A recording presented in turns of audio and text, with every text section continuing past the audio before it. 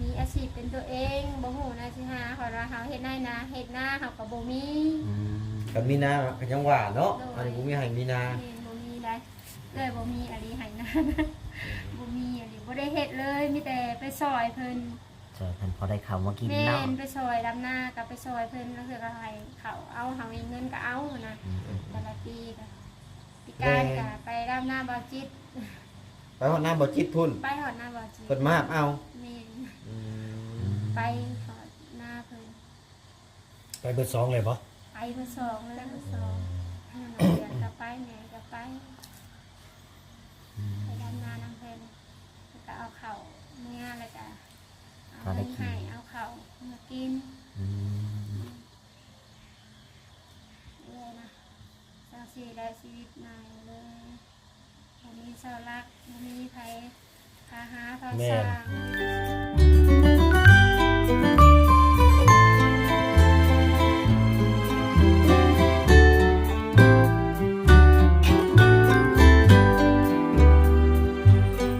แต่ทางนั้นก็อัดแต่กะขายเครื่องอยู่นี่คิดไว้ แค่คิดแต่มันบ่เป็นจริงเพราะย้อนยังเพราะว่าเฮาได้ว่าซื้ออยู่ซื้อกินเขาบ่ได้โฮมอันนั้นลูกฝากมากะซื้อข้าวต่อยาอันนั้นเป็น ถ้าสมมุติว่ามันเป็นจริงเด้สบาย แค่เฮ็ดอะไรนี่แหละ บางทีบ่แอนนรกปึ๊บผู้ใหญ่ทำบ่แอนเห็นได้เนาะ สาธุเด้ออยากให้เห็นแน่ อยากให้เพิ่นเห็นแน่ว่าความฝันแม่น้องเดือนอยากได้หยังหั่นน่ะ อืม ได้แฮงแต่ว่าอยากให้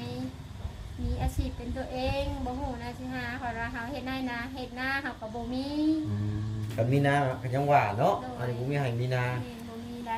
เลยบ่มีอะไรให้นะ บ่มีอะไรบ่ได้เฮ็ดเลยมีแต่ไปซอยเพิ่น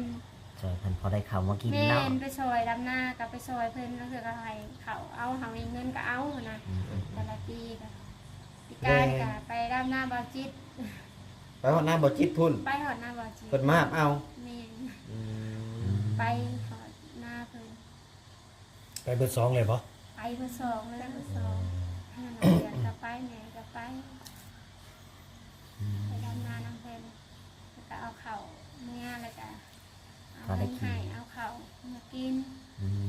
ม เลยนะเจ้าสีได้ชีวิตใหม่เลยวันนี้เสารักวันนี้ไผพาหาพาสร้างมีแต่สู่ไปเองนะ สู้กับลูกนั่นแหละ ถามมาแมนถามว่าอยากมีบ่ก็อยากมีอยู่แต่ก็มันคือสิเป็นไปบ่ได้แล้วใครสิมาหาเอาเป็นคนบ่มีอะนะ อืม แต่เขาก็ไม่ห่างไม่มาเนาะอยู่กับลูกไปสิมาเบิ่งแยงมาเลี้ยงลูกเฮานำคือสิบ่มีเลยคิดนะแต่อยู่ไป คันสมมุติว่ามีก็สิคือสิไปจากนี่บ่ได้เนาะ บ่ได้ได้เอ่ยบ่ไปจาก คิด เงิน บ่ บ่ ได้ ไปจากลูก ทิ่มลูก ใคร ไป ได้ บ่ได้ ว่าแม่นใครว่าฮักเฮาตั้งใจสิฮักแท้อันนั้นสิพร้อมสู่พร้อมสร้างไปแหละเพิ่นอยู่นำแหละคือเอาให้เพิ่นบ่อยู่แหละคือเอ้ยบ่เอา โดย เอ้ยบ่เอา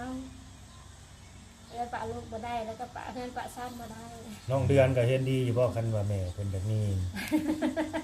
พ่อคนใหม่แบบนี้นะบ่ได้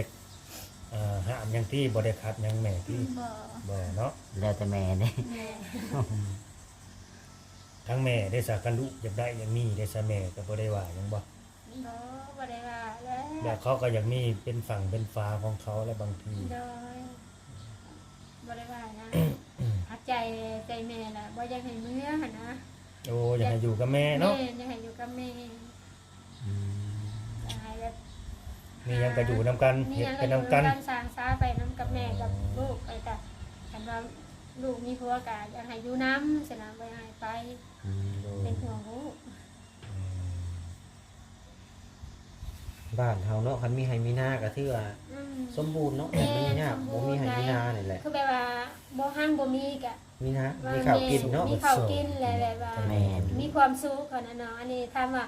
เฮามีกินคือหมู่บ่มีอยู่มันหักบ่อยากคือหมู่นี่ ต้องหาเนาะ เราต้องหาต้องสู้ไปตลอด อืม ต้องสู้ไปเรื่อย มีพอได้กินเนาะ ๆนี่ แต่ผมมีหลาย คันเฮาบ่หาบ่สู้ก็บ่ได้ อืมอืม แต่คนมีข้าวอยู่เหล้าในบ้านเฮาคิดว่ารวยเพิ่นแล้วบ่มีข้าวอยู่เหล้าเนาะ แม่น เงินคำมีเล็กๆน้อยๆแค่มีข้าวกินเฮาหาอันนั้นนี่กินก็ เด้อ พออยู่ได้ อืมก็โอ ยัง เค หาเงินซื้อข้าวเงินซื้อของกินปลาโต๊ะ เด้อ หลายอย่าง ห เด้ ลายอย่างเด้ นี่ ขนาดถ้าผู้มีข้าวแท้หาเงินซื้อของกินนี่ก็ยังท้อเด้ เด้อ ยกตัวอย่างว่าปัจจุบันนี่ก็เงินเฟ้อเนาะเงินแสนหนึ่งได้เพียงไปตลาด เด้อ บ่ สิ ฮอด หมู เด้ โลนึงหมดเท่านั้นแหละคักใช้น้ำมันผัดวดซ้ำอันนี้บ่ได้ซ้ำโลหนึ่งได้แต่ครึ่งโล กินข้าวเดียวเด้มื้อ ได้แต่ข้าวเดียวแล้วสิหมูโลหนึ่งก็ซ้ำกับปั้นทิ่มก็ลองลงฮอดโลแล้ว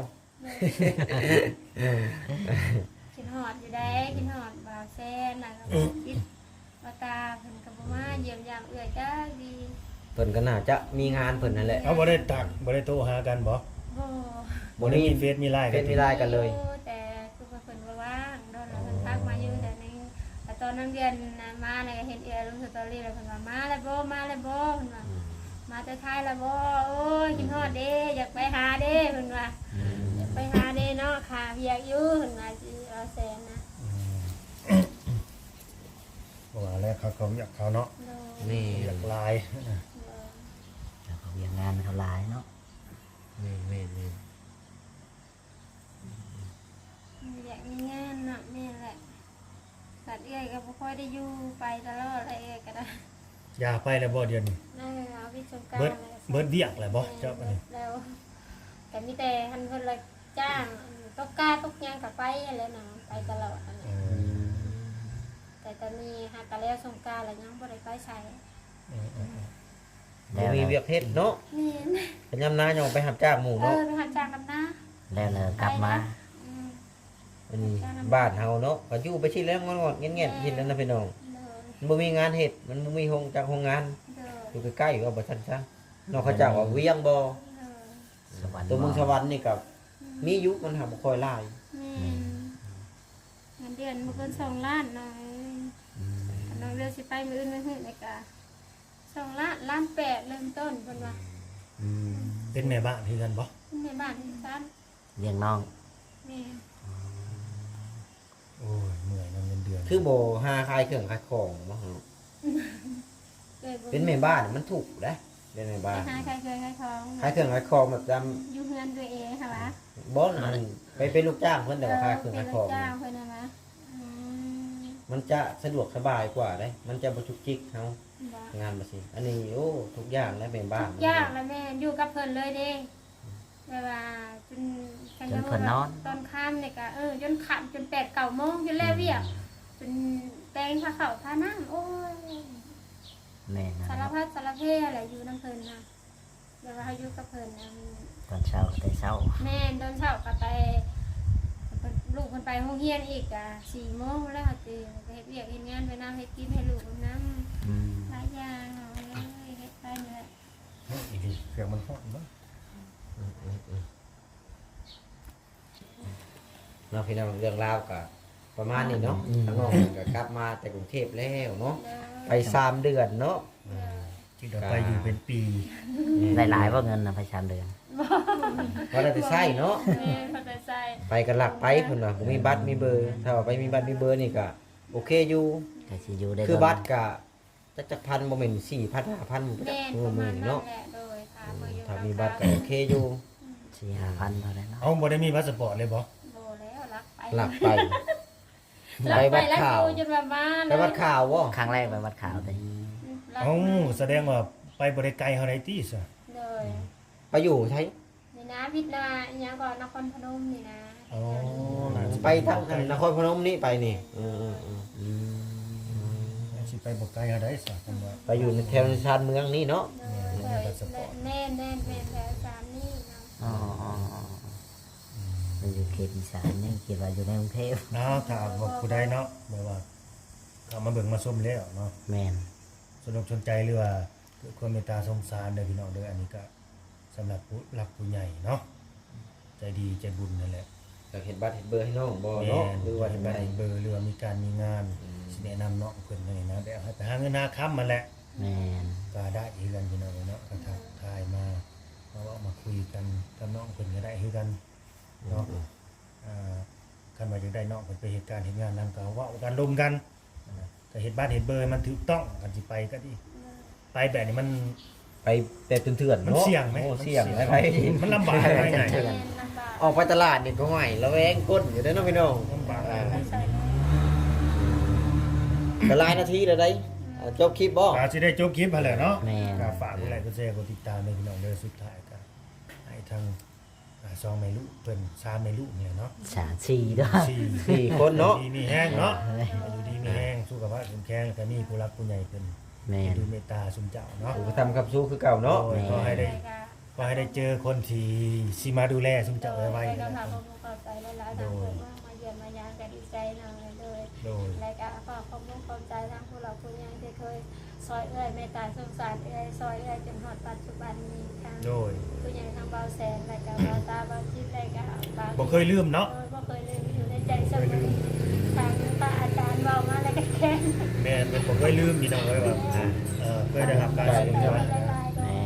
อันสบายดีปีใหม่ให้เพื่อนสุขภาพแข็งแรงเด้อโมทุกคนทางผู้หลักผู้ใหญ่ โดย ก็เลยสื่อจะขอบอกขอบใจขึ้นการเด้อให้สุขภาพแข็งขึ้นแข็ง โดย สา ธุ ทีมงานเนาะพี่น้องเนาะเฮาก็สิขอตัวจบคลิปก่อนเนาะพี่น้องเนาะไว้พอกันคลิปหน้าคลิปในพุ่นแหละไปก่อนสบายดีแหละสวัสดีพี่น้อง สบายดี